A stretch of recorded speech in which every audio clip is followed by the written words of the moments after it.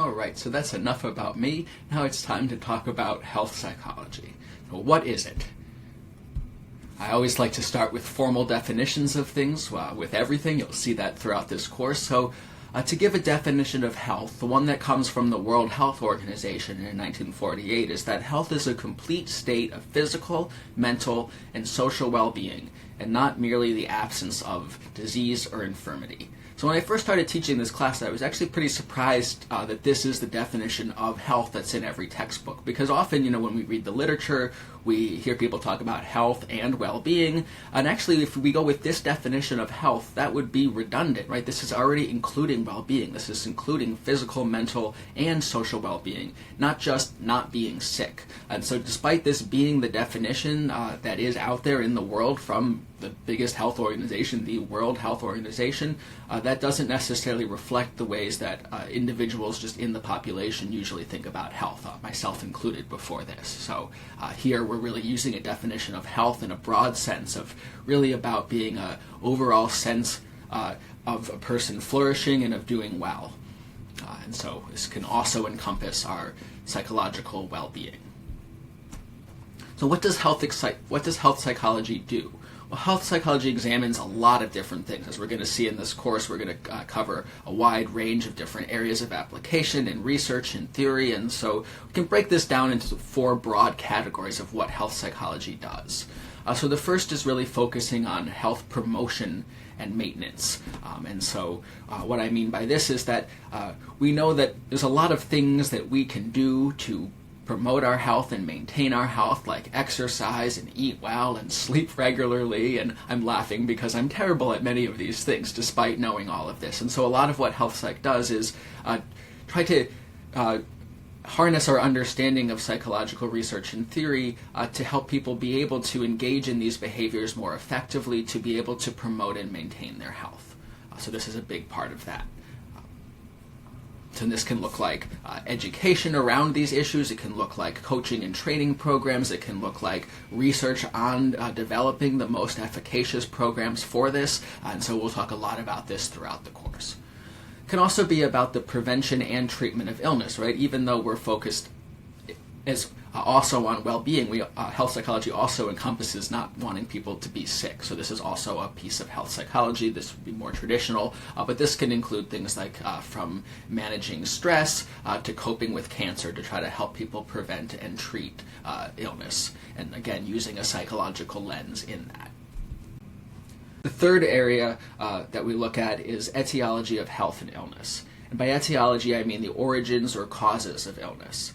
And so this is the area where researchers really are interested in looking at the social factors as well as the biological factors and behavioral factors that lead to disease outcomes. So here we're really looking at risk factors.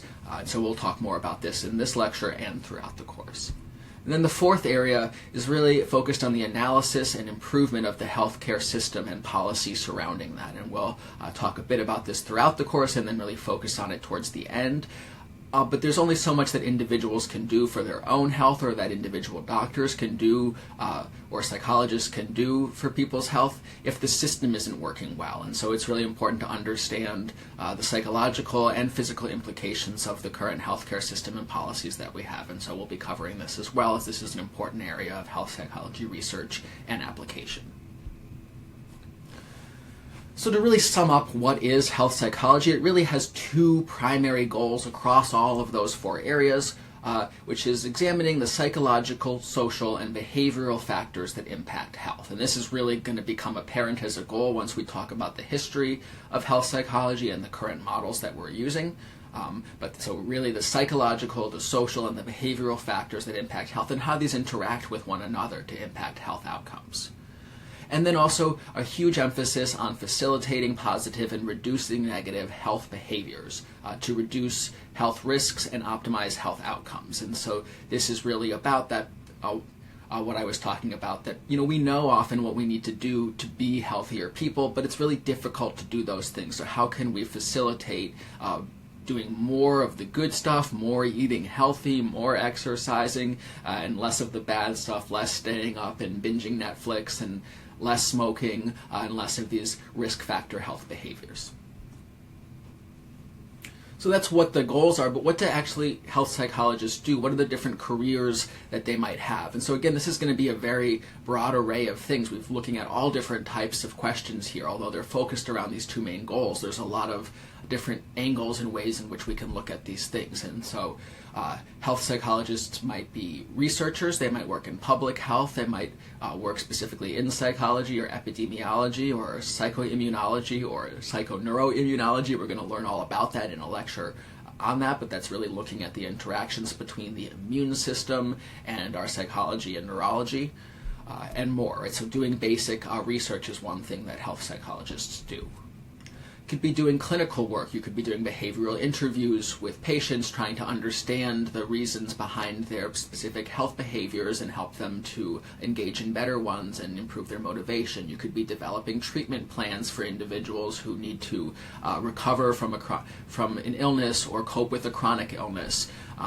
You could be working in health education, promoting good health behaviors in schools or community centers, hospitals, privately, trying to get this information out there, right? You might be a nutritionist. This would also be something that I think would fall under the umbrella of health psychology. You could also be doing public policy work, right? We talked about that it's really important that the healthcare system and policy also support positive health behaviors and positive health outcomes, and so you might be a lobbyist or working in advising or a government agency trying to change or influence policy. And you'll see here all of these things they don't have the title health psychologist. Very few people have a title of health psychologist, but health psychology is the field of research that really covers the intersection of all these different careers where people in all these different ways are looking at these intersections of the biological, the psychological, and the social, and looking to promote positive health behaviors and reduce negative ones. So they can do this in many different ways. They can do this in many different locations, right? You could be doing research in hospitals, clinics, or rehabilitation centers, or doing interventions in those places as well. You might work in a university or school. I consider myself to be, in part, a health psychologist as well as a social psychologist more generally, but you could be doing education and research in a university or in a school. You might work for a government agency and do health research there. That's a big area there. You might work at a community center and do interventions or training or education there around health. You might have a private practice and do coaching or nutrition interventions for people at a private level. You might also work for industry. I do this as well. I do a lot of consulting in industry. That's what I did more full-time between graduate school and teaching, and so I did lots of interventions in organizations to try to improve the health and well-being of their workforce, and so I get to advise on that, and that's pretty cool, and apply the psychology that we're going to learn about in this class today to help employers to improve the well-being of their workplace and really change those systems. Yeah, you can work. So basically you can cross all of those things, right? You could do research in pretty much any of these settings. You could do clinical work in almost any of these settings, health education in many different settings, public policy work in many different settings. And so there's a lot that health psychologists can do and a lot of ways in which what we're going to cover in this course is applied in many different career pathways.